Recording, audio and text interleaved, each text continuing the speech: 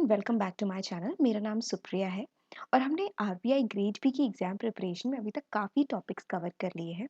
और आज हम कवर करेंगे पब्लिक रेवेन्यू के बारे में, उसके सोर्सेज, टाइप्स ऑफ टैक्सेशन के बारे में हम पढ़ेंगे।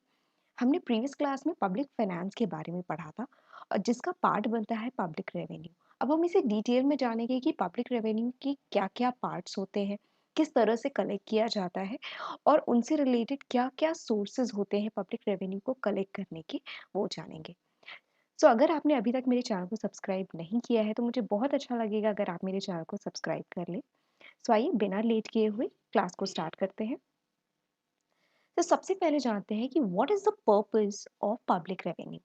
So, public revenue refers to the income generated by the government through various sources to finance its expenditure and fulfill its responsibilities towards society.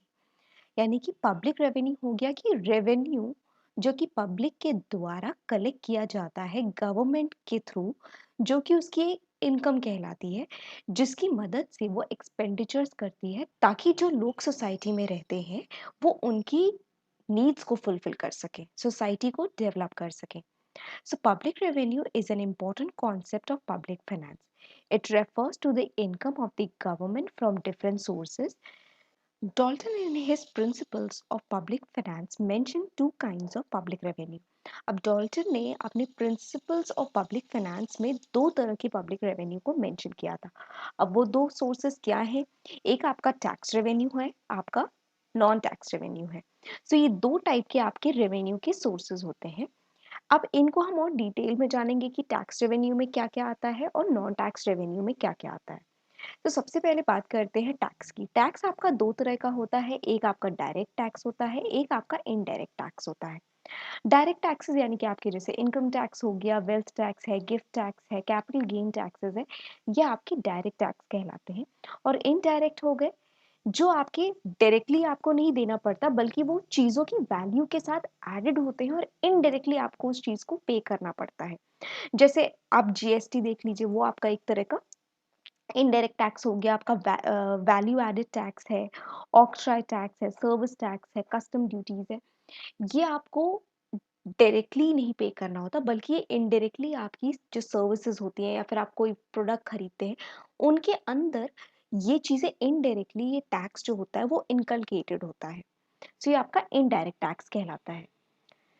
सो अब इनको और थोड़ा डिटेल में जानते हैं। डायरेक्ट टैक्सेस क्या होते हैं? Direct taxes are levied directly on the individuals and businesses based on their income और वेल्थ। यानी कि ये डायरेक्टली एक इंडिविजुअल या फिर बिजनेसेस के ऊपर लगाए जाते हैं, यानी कि उनकी जो टोटल इनकम है या वेल्थ है उसके ऊपर डायरेक्ट टैक्स होता है कि आपकी इतनी इनकम है, आपको इतना टैक्स इसके ऊपर पे करना पड़ेगा। ये आपका डायरेक्ट हो गया, इसमें कुछ भी इनडायरेक्ट या फिर कुछ हिडन नहीं है। सो जिसके आपका इनकम टैक्स पार्ट होता है, जैसे जितनी भी इनकम एक पर्सन अर्न कर रहा है उस इनकम में से एक सर्टेन पोर्शन एक इंडिविजुअल को या कॉरपोरेशन को एज अ टैक्स गवर्नमेंट को पे करना पड़ता है। कॉर्पोरेट टैक्स आपका क्या होता है? ये प्रॉफिट्स जो कंपनीज अर्न करती हैं उन प्रॉफिट्स के ऊपर एक कॉर्पोरेट टैक्स कंपनी को पे करना पड़ता है। वेल्थ टैक्स क्या हो गया? Tax on the net wealth, that is assets में से हम लाइबिलिटीज को माइनस कर दो, जो तो आपकी टोटल वैल्यू बचती है जो इंडिविजुअल्स ओन करते हैं वो उनकी नेट वेल्थ कहलाती है। उसके ऊपर जो टैक्स लगता है वो वेल्थ टैक्स कहलाता है। अब बात करते हैं इनडायरेक्ट टैक्सेस की। वो क्या होते हैं? ये वो टैक्सेस होते हैं जो कि गुड्स एंड सर्विसेज के ऊपर लगाए जाते हैं। सो जैसे कि आपका वैट हो गया, that is value added tax. ये टैक्स लेवी होता है value added at each stage of production and distribution of the goods and services. So आपने अक्सर देखा होगा जब भी आप कोई प्रोडक्ट खरीदते हो तो उसके पीछे कुछ वैल्यू एडेड टैक्स मेंशन्ड होता है। सेल्स टैक्स हो गया आपका। सेल्स टैक्स में आपका आता है imposed on the sale of goods and services at the point of purchase। यानी कि जब आप कोई गुड्स या सर्विस परचेज करते हो उसको परचेज करते टाइम पर आपको एक टैक्स पे करना पड़ता है जिसे सेल्स टैक्स कहा जाता है। नेक्स्ट आपका excise duty, a tax levied on the production or sale of specific goods such as alcohol, tobacco and gasoline। यानी कि इस तरह के जो प्रोडक्ट्स होते हैं जैसे अल्कोहल हो गया, टोबैको है या गैसोलीन है, इन तरह के प्रोडक्ट्स को जब आप परचेज करते हो या इनका प्रोडक्शन होता है तो उसके ऊपर एक टैक्स लगाया जाता है जिसे एक्साइज ड्यूटी कहा जाता है। अब नॉन टैक्स रेवेन्यू की बात करते हैं कि नॉन टैक्स में क्या-क्या आता है। इसमें आपकी फीसेस एंड चार्जेस आ जाता है, फाइन्स एंड पेनल्टीज आता है, revenue from public sector enterprises and grants and aids आता है। अब फीसेस में क्या होता है, government charges fee for services provided to individuals और businesses such as licence fee, registration fee and toll charges. तो अगर आपने किसी तरह का लाइसेंस, जैसे मेडिकल की लाइसेंसेस होते हैं कि आप मेडिकल की शॉप खोल सकते हैं या फिर आप मेडिसिन को अ, बनाने का जो आपका काम है उसको आप करना चाहते हो, तो आपको एक लाइसेंस लेना पड़ता है गवर्नमेंट से कि आप उस तरह की एक एक्टिविटी को करना चाहते हो। तो जिन चीज़ों में भी गवर्नमेंट की तरफ से लाइसेंस की ज़रूरत पड़ती है, वहाँ पर एक लाइसेंस की फीस चार्ज की जाती है जो कि गवर्नमेंट के लिए एज अ रेवेन्यू सोर्स बन जाता है। सिमिलरली आपको अगर रजिस्ट्रेशन कराना है तो उसकी फीस लगती है। टोल चार्जेस, जैसे कि अगर आप एक सिटी से दूसरी सिटी में जा रहे हैं तो जिस रोड पे आप ट्रैवल कर रहे हो, वो कहीं न कहीं जो उसका मेंटेनेंस है, वो गवर्नमेंट को देखना पड़ता है। तो उसके लिए जो वो टोल चार्जेस कलेक्ट करती है, वो उसी पैसे से उन रोड्स को मेंटेन करती है। सो जो आपका टोल टैक्स कहलाता है, ये एक सोर्स ऑफ रेवेन्यू हो जाता है गवर्नमेंट के लिए। नेक्स्ट है आपका fines and penalties. Fines and penalties आपके होते हैं revenue generated from the fines imposed on individuals और बिजनेसेस फॉर वायलेटिंग लॉज और रेगुलेशंस। फॉर एग्जाम्पल, जैसे आपने स्पीडिंग के लिए आपको एक चालान दे दिया गया, या फिर आपने रॉन्ग साइड पे आपने गाड़ी चलाई है, आपको चालान मिला, उसके लिए आपको फाइन्स एंड पेनाल्टीज पे करनी पड़ती है। या फिर आप ट्रेन्स में ट्रैवल कर रहे थे पर आपने टिकट नहीं लिया, तो आपको वहाँ पर चार्जेस पे करने पड़ते हैं, एज अ फाइन आपको पे करना पड़ता है। या फिर किसी तरह का आपका, जैसे मान लीजिए पीएफ का अकाउंट है, या फिर अगर आप किसी तरह की स्कीम में इन्वेस्ट करते हैं और आपकी ड्यू डेट बीत चुकी है, तो उसके बाद आप जब पे करते हो पैसा, तो आपको एक एडिशनल पेनाल्टी भी पे करनी पड़ती है। सो दैट इज आपका फाइन्स एंड पेनाल्टीज, जो कि गवर्नमेंट के लिए एक सोर्स ऑफ रेवेन्यू हो जाता है। नेक्स्ट आपका आता है revenue from public sector enterprises. So income generated by government owned enterprises through the sale और परचेज ऑफ सर्विसेज। यानी कि जो भी एंटरप्राइजेस पब्लिक सेक्टर एंटरप्राइजेस है, यानी कि जिनमें एक मेजर पोर्शन गवर्नमेंट के थ्रू ओन्ड है, उन कंपनीज के जो भी गुड्स एंड सर्विसेज हैं, उसके थ्रू जो सेल होती है, वहां पर एक इनकम गवर्नमेंट की जनरेट होती है। जो आपके पीएसयूज होते हैं, ये गवर्नमेंट ओन्ड इंडस्ट्रीज होती हैं, यानी यहाँ पर गवर्नमेंट का जो शेयर है वो 51% या उससे ज़्यादा होता है, जिसकी वजह से वो पब्लिक सेक्टर एंटरप्राइजेस कहलाती हैं, जहाँ पे गवर्नमेंट की जो ओनरशिप है वो ज़्यादा होती है, जिसकी वजह से कंट्रोल उनके पास होता है। नेक्स्ट आपका आता है grants and aids. Financial assistance received from international organisations, foreign government और other entities for specific purposes such as development projects और ह्यूमैनिटेरियन एड। अब ग्रांट्स एंड एड्स, अगर किसी कंट्री में किसी भी सिचुएशन की वजह से अगर गवर्नमेंट को किसी फॉरेन एंटिटी से या फिर फॉरेन गवर्नमेंट से या इंटरनेशनल ऑर्गेनाइजेशन से अगर किसी तरह की ग्रांट या एड को लेना पड़ता है या फिर वो रिसीव करती है किसी भी डेवलपमेंट प्रोजेक्ट के लिए या ह्यूमैनिटेरियन एड के लिए, या फिर जैसे कि आप किसी कंट्री का डेवलपमेंट हो रहा है, तो इंफ्रास्ट्रक्चर डेवलपमेंट के लिए उनको इंटरनेशनल ऑर्गेनाइजेशन से पैसा मिलता है ताकि वो अपनी कंट्रीज को डेवलप कर सकें। या फिर किसी तरह का कोई डिजास्टर है, जैसे कि साइक्लोन्स हो गए या फिर भूकंप आ गया, जिसकी वजह से एक मैसिव डिस्ट्रक्शन इस एक कंट्री में फेस कर जाता है, वहाँ पर इंटरनेशनल ऑर्गेनाइजेशंस उस कंट्री को हेल्प करती हैं ताकि वो अपने डैमेजेस को रिपेयर कर सके, और एक एड प्रोवाइड करती है ताकि वहाँ के लोगों का जो लाइफ है वो प्रॉपरली चल सके, ताकि उनको फूड, शेल्टर, ये सारी चीज़ें प्रोवाइड की जा सके, तो वो उनको एड भी प्रोवाइड करते हैं। सो ये आपके नॉन टैक्स रेवेन्यूज हो जाते हैं।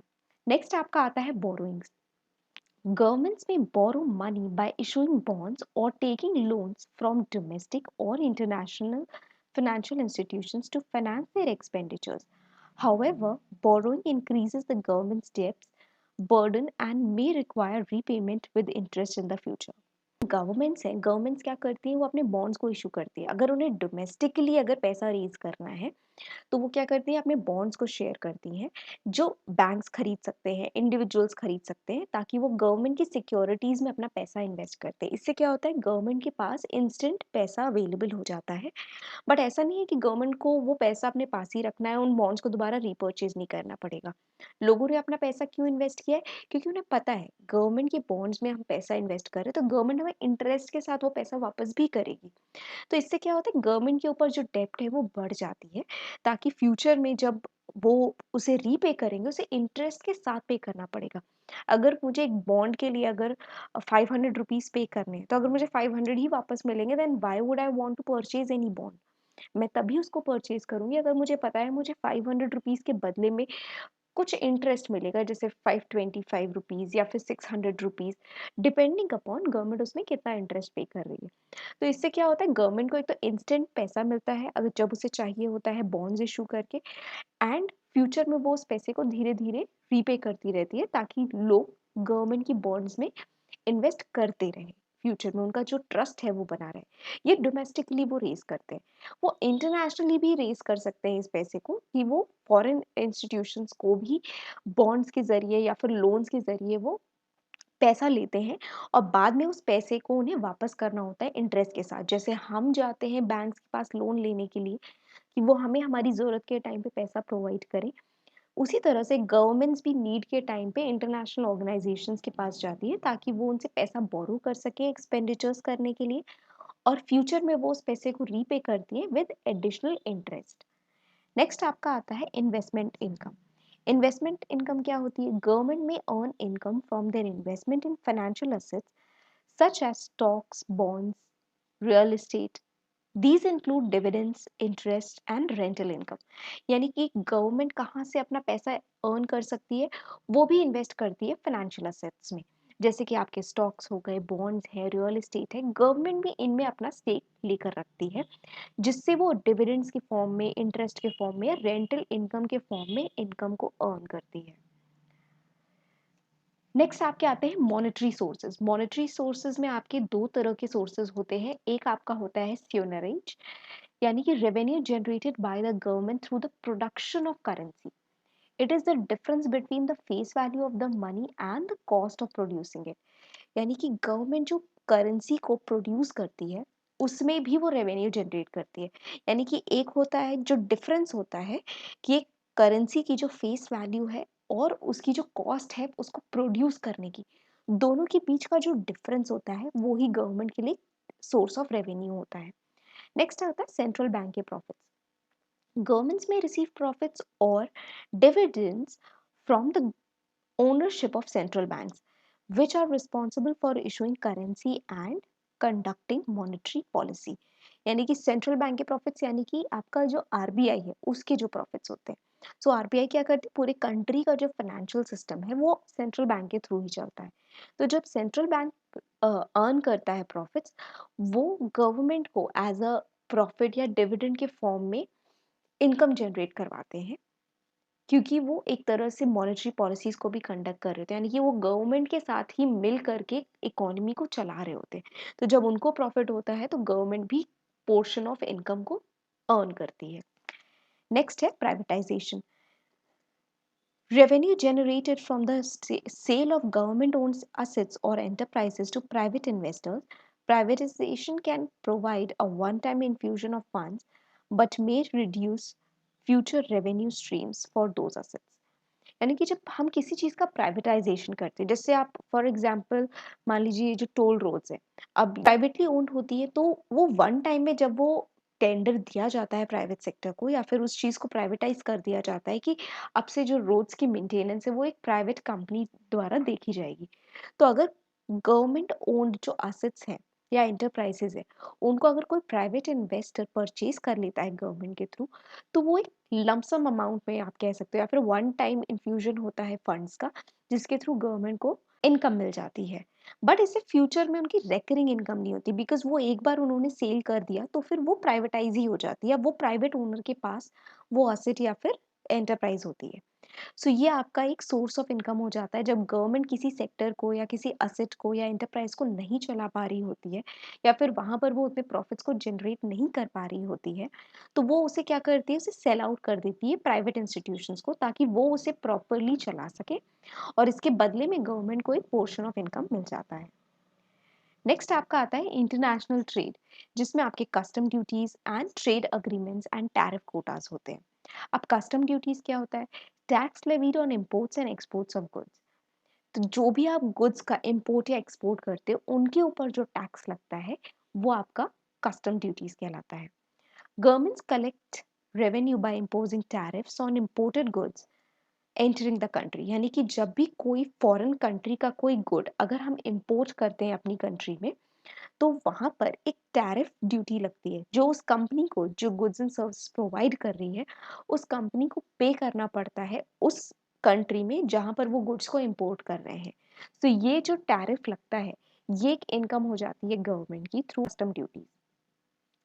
Trade agreements and tariff quotas क्या होते हैं? गवर्नमेंट में receive revenue through trade agreements or by selling tariff quotas to other countries, that is allowing them to import goods beyond their quota limits। यानी कि countries क्या करती हैं, अपने देश में कितना गुड्स इंपोर्ट हो सकता है उसके ऊपर एक लिमिट होती है। जब किसी कंट्री में उस लिमिट को एक्सीड करना होता है या फिर उस कोटे के बाहर जाना होता है, तो वो अपने जो टैरिफ होता है गवर्नमेंट उसको सेल करती है, ताकि वो कंट्रीज में ज़्यादा से ज़्यादा इंपोर्ट आ सके और उसके बदले में जो इनकम जनरेट होती है टैरिफ के थ्रू, वो गवर्नमेंट की एक इनकम का सोर्स हो जाता है। So this was all about international trade.